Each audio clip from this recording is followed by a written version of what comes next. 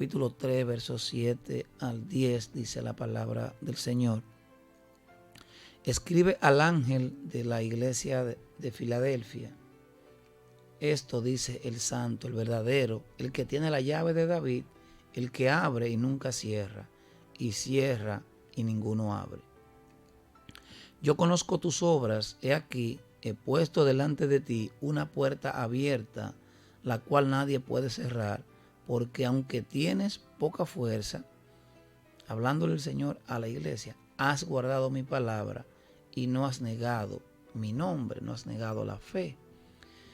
Y aunque tengamos pocas fuerzas, pocas apariencias, no tengamos medios para salir hacia los demás, aunque no tengamos un número grande de hermanos en la congregación, aunque no tengamos muchas cosas visibles, aquí el Señor dice, porque aunque tienes poca fuerza, has guardado mi palabra y no has negado mi nombre.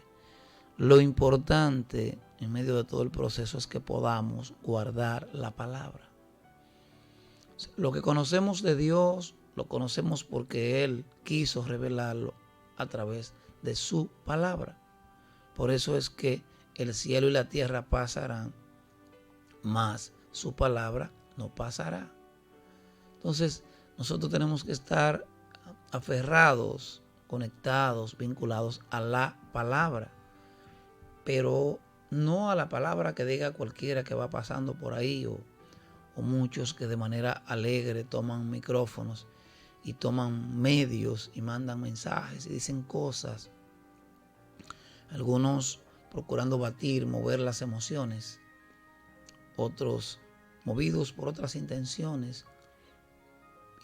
Y aunque tomen la Biblia como puente, como plataforma para decir algo, no necesariamente te están planteando la esencia de la palabra. Aquí el Señor dice, has guardado mi palabra. O sea, no es ninguna otra palabra, ni ningún otro mensaje, ni ninguna otra doctrina o enseñanza. Es la palabra de Dios. Esa que está plasmada en la Biblia, esa que fue revelada a los apóstoles y a los profetas y los hombres que Dios dispuso en el tiempo, en el trayecto, en estos más de 1500 años que tomó redactar, escribir el pensamiento de Dios, la vida de Jesús, la vida de los profetas, de los apóstoles, a través de la palabra. Esa palabra es a la que el Señor se refiere, no otra, no otro mensaje. Hoy día estamos llenos, saturados de mensajes. La gente recibe un mensaje y no lo ha leído y lo está enviando, lo está compartiendo y te llega por una vía, te llega por la otra. La gente está hastiada de tantos mensajes, de tanta información. Pero la gente tiene una necesidad de ver la palabra en la vida de nosotros.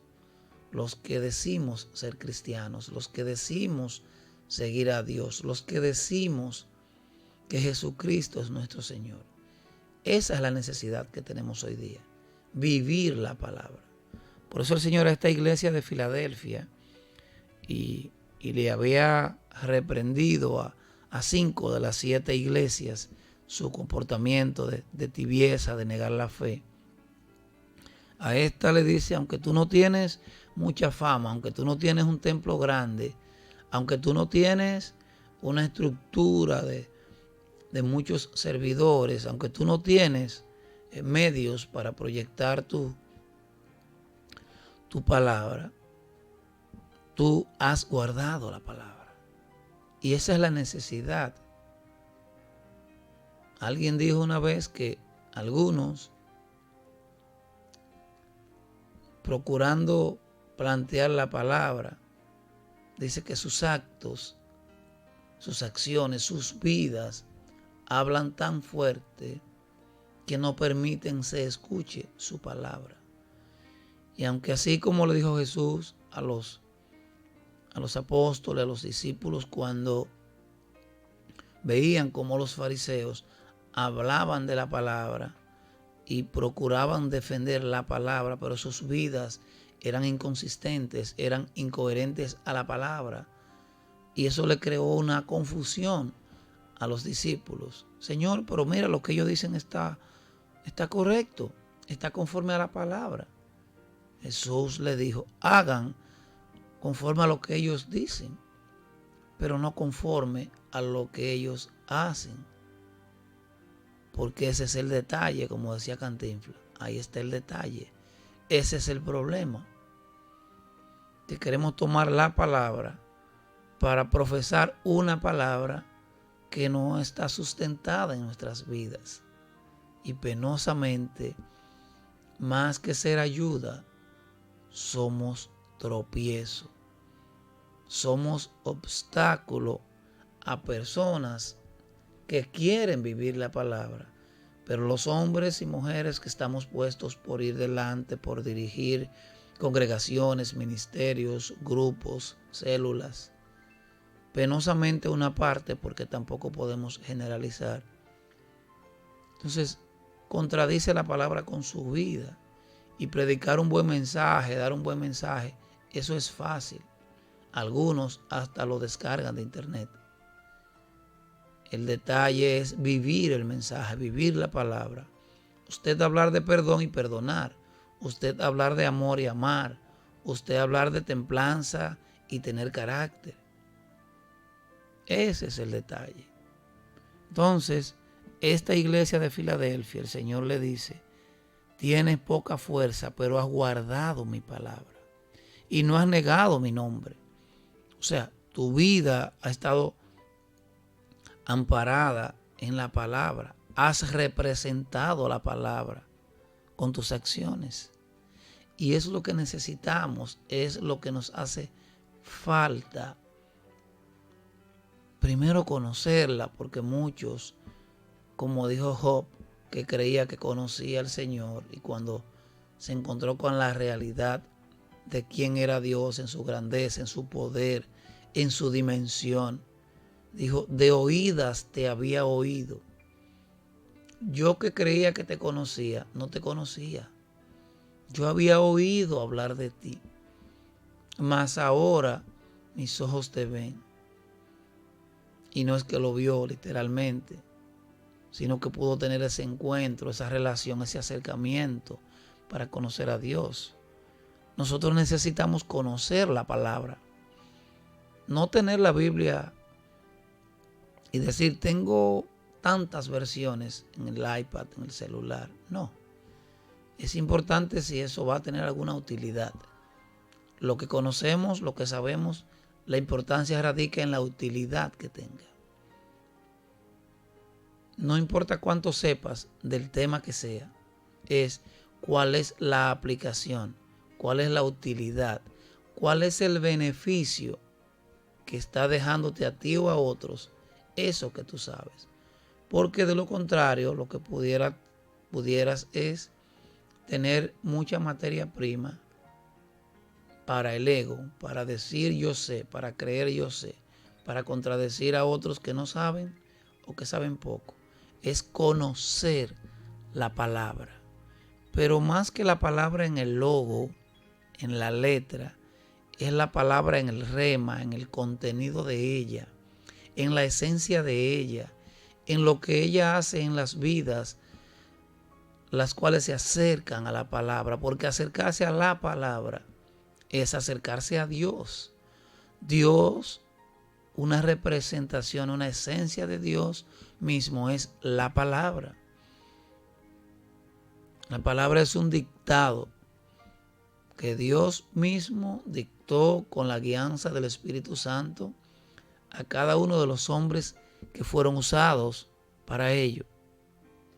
Entonces, no importa la condición en la que estemos, lo importante es qué tanto estamos aplicando y viviendo esa palabra, para cuando lleguen los tiempos, las circunstancias, las situaciones, que pudiera incluso nuestra fe ser sacudida, tengamos entonces de qué agarrarnos tengamos entonces de qué aferrarnos. Tengamos una buena simiente que sustente nuestras vidas. ¿Cuál? La palabra de Dios. La palabra. Todo lo que hagamos tiene que estar sustentado, vinculado a la palabra. De lo contrario, entonces no está alineado a Dios. Porque lo que Dios quiso que de él se supiera, lo plasmó en su palabra. Pero penosamente muchos tenemos muchas versiones de Biblias en los aparatos electrónicos, algunos buenas Biblias, pero puestas en una repisa, sobre una credenza puesta, en un gavetero puesta en su casa, parada ahí como un amuleto, como un espantademonio. Y no hay un tiempo cotidiano de lectura de la palabra, de estudio de la palabra, de escudriñar la palabra. No hay esa parte. Por consiguiente, entonces, tienes que esperar a que cuando vayas a la congregación te lean una porción de la palabra, te la expliquen y entonces esté viviendo con el mínimo. Fíjese cómo las personas que tienen el salario mínimo como ingreso rutinario tienen tantas necesidades no suplidas. Tantas necesidades no suplidas. Porque ¿qué es el mínimo? Figúrese que usted, en vez de poder respirar libremente, usted tuviera el mínimo de oxígeno. De seguro que aunque esté vivo, aunque esté respirando, estará forzado, ¿verdad? Porque tiene el mínimo. No es suficiente para que sus pulmones puedan tomarlo, filtrarlo y hacer con ese aire, esa energía, ese combustible que su cuerpo necesita para la funcionalidad normal. Usted está respirando el mínimo, así como cuando entramos a un espacio confinado o un espacio cargado con algunos contaminantes o un espacio con poca proporción de oxígeno. Comenzamos a forzar la respiración porque estamos teniendo el mínimo. Y entonces en esas condiciones no podremos sobrevivir o permanecer mucho tiempo porque estamos con el mínimo. Lo mismo lo que tienen el salario mínimo, decía. Tienen que estar haciendo rejuegos y préstamos y con uno pago uno y con otro pago el otro y al final es endeudándose más y hay una tendencia a una condición económica insostenible. Porque los ingresos no dan. Tienes unos egresos por encima de tus ingresos. Balance menos tanto. Porque estás con el mínimo.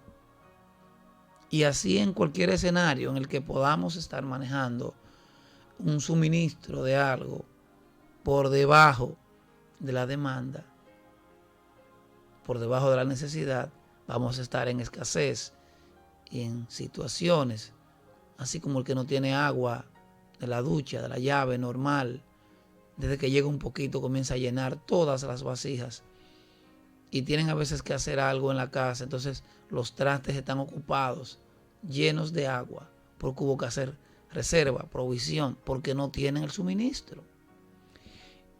Y lo puedes ver en 500 cosas, donde el suministro, el ingreso no sea proporcional a la necesidad. Entonces, con la palabra es igual. Si no tenemos una exposición cotidiana a ella, de leerla, de estudiarla, de aprender, ¿cómo la vamos a vivir? Explíquemelo usted, porque yo no sé. ¿Cómo podemos vivir una palabra y darle cumplimiento a ella, así como el Señor exalta en esta iglesia y le dice, la iglesia de Filadelfia, Apocalipsis 3:8, yo conozco tus obras, he aquí, he puesto delante de ti una puerta abierta.